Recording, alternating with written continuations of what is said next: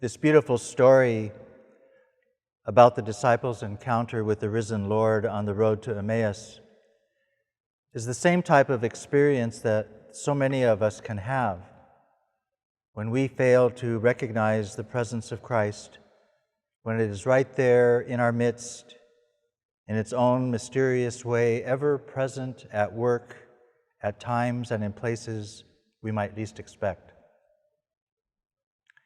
If I might jar your memory just a bit, you may recall that it was right about this time last year when there were a lot of strange things happening.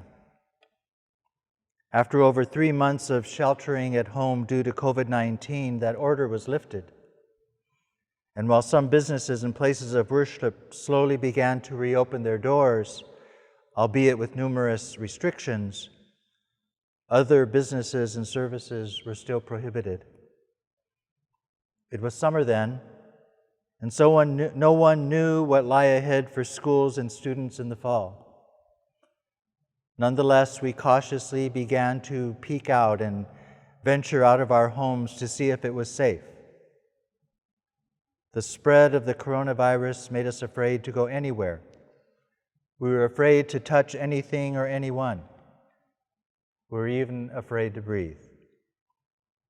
It was a very eerie and frightening time for us all. And who among us could have possibly imagined that 6 months, 12 months, 18 months later, we would still be living under the shadow of this pandemic?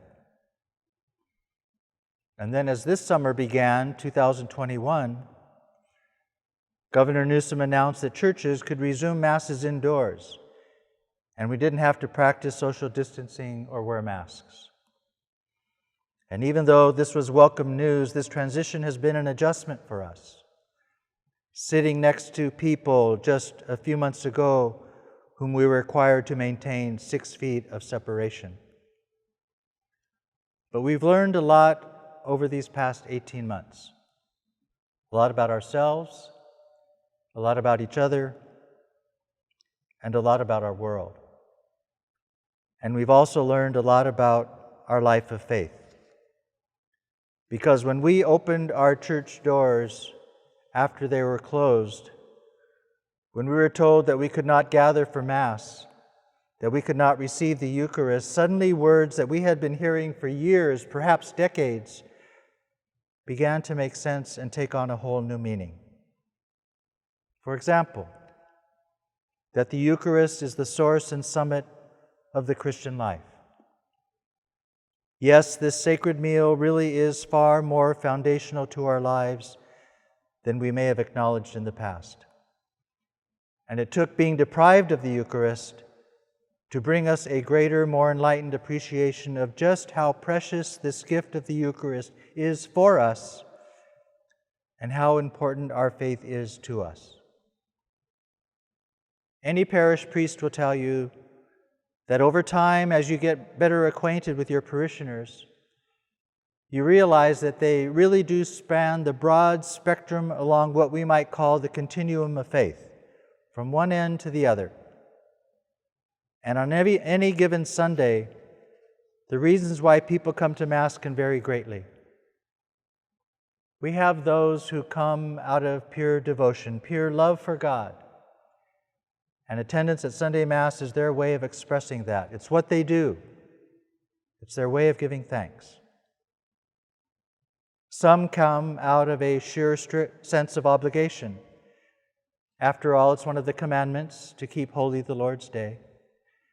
And they wouldn't think of missing Mass on Sunday unless they were at death's door.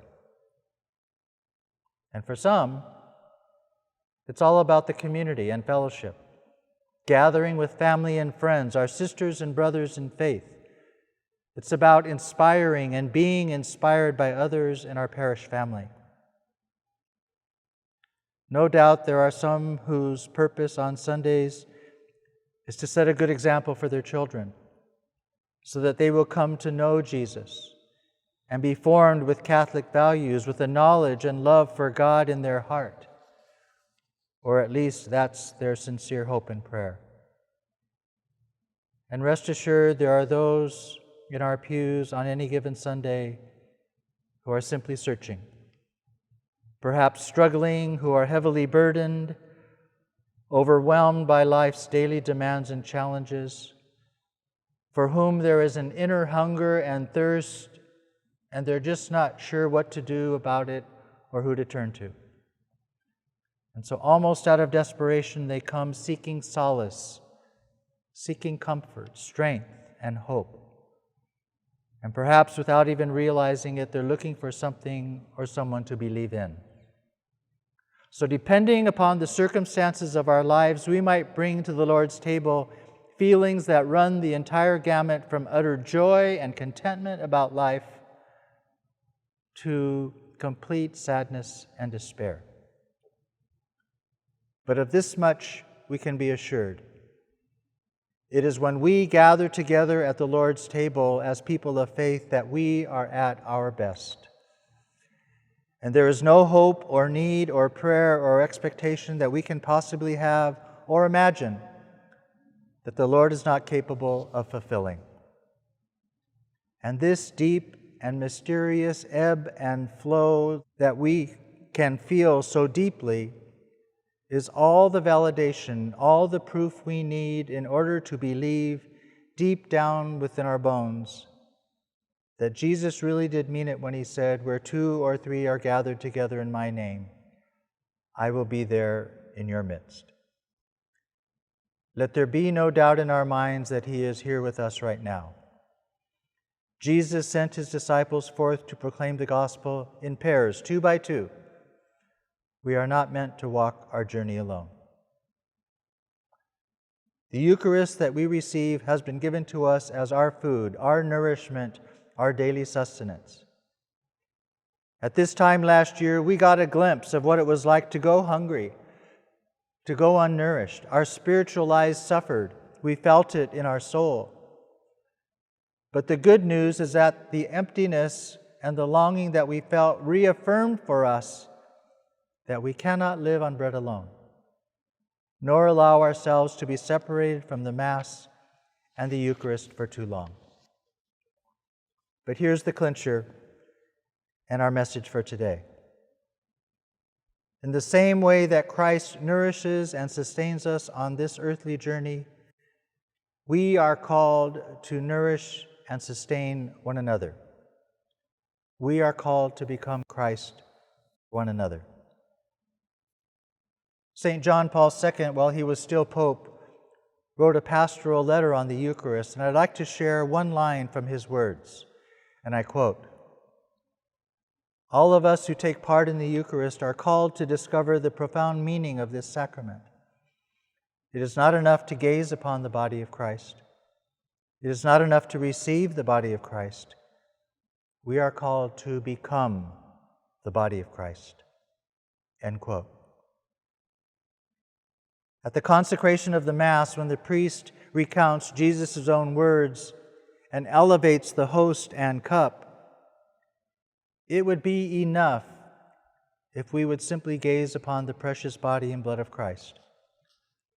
But he has given it to us to receive, to consume his body and blood, so that we can become more like him, so we can be in union and communion with him. And that transforming grace that we receive is what empowers us to go forth and proclaim the gospel to others.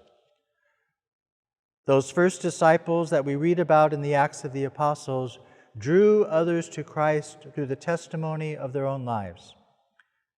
And when we not only proclaim but live the gospel authentically, others will not be able to resist. They will not be able to resist the lure of the good news. And just like in those early days, our communities will grow and our numbers will increase. Statistics tell us that an alarming 75% of Catholics don't believe in the real presence of Christ in the Eucharist. And as age groups that are surveyed get into the young adult and even teen years, that percentage rises even higher. That's not a good sign. And that's not the sign of a healthy church. And thus the reason, at least here in our Diocese of San Diego, why our chief shepherd, Bishop McElroy, And our diocesan leadership has initiated this effort, a call to all to reflect more deeply upon the place, the importance, and the meaning of the Eucharist in each of our lives. We are being asked to reflect and pray more deeply so that we can receive the grace the Eucharist imparts and in turn share that with others. This is a time of grace, and we will reap the benefits for years to come. Take this, all of you, and eat of it. Take this, all of you, and drink. Do this in remembrance of me.